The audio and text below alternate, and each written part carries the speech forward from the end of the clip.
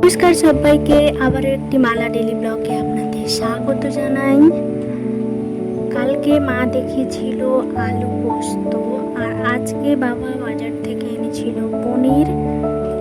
তো পনিরটা এরকম দোকান থেকেই পিস পিস করে কেটে এনেছিল বাবা, আর পুরো ঠান্ডা ফ্রিজ থেকে দিয়েছিল মনে হয়, পুরো ঠান্ডা। তার জন্য মা এটাকে একটু ভালো করে ধুয়ে নিচ্ছে, যেহেতু বাইরে থেকে এনেছে সব কিছু ধুয়েই রান্না করা ভালো।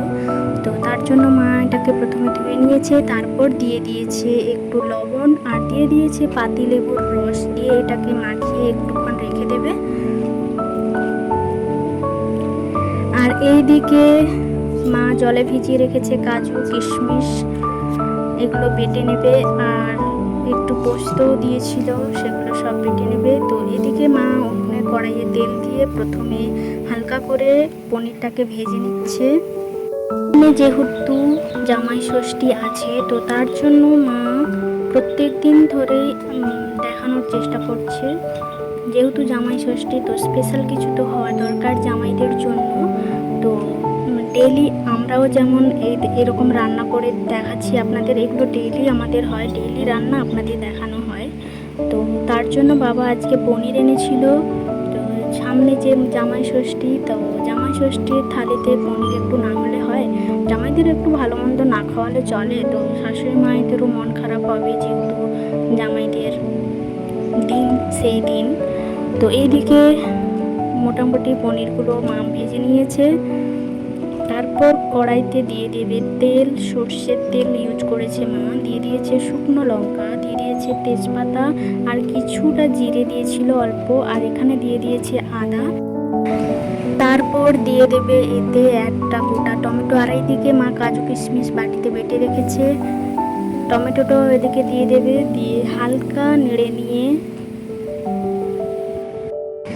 এদিকে নিয়েছে মা 10 টাকার যে প্যাকেট হয় গুঁড়ো দুধ আমুলের, তো এই প্যাকেট নিয়েছে। তারপর এদিকে মশলাটা কষিয়ে নেওয়ার পর দিয়ে দিল পনির, যেটা একটু হালকা ভেজে রেখেছিল, ওইটা দিয়ে হালকা একটু নেড়ে নিয়ে এখানে মা গুলিয়ে নেবে আমুল দুধের প্যাকেট গরম জলের সাথে। আর এই যে জলটা ব্যবহার করছে এটা হচ্ছে ওই কাজু বাটা আর কিশমিশ আর কিছুটা পোস্ত, তো সেইটা বেটে জল করে মা এটা দিয়ে দিয়েছে। আর এইদিকে গুঁড়ো যে আমুল দুধের 10 টাকার প্যাকেট হয়, ওইটা মা একটা পুরোটা নিয়েছে।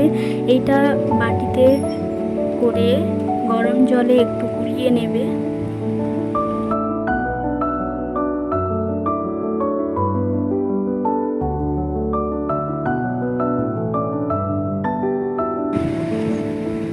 গুলিয়ে দিয়ে দিল কড়াইতে।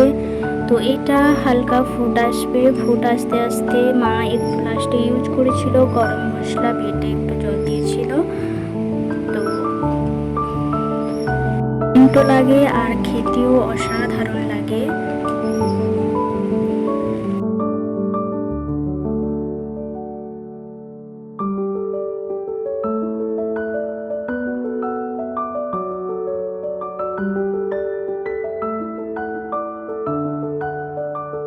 এরকম নাড়তে নাড়তে হালকা জলটা মরে মরে আসলে নামিয়ে নিলেই হয়ে যাবে পনির।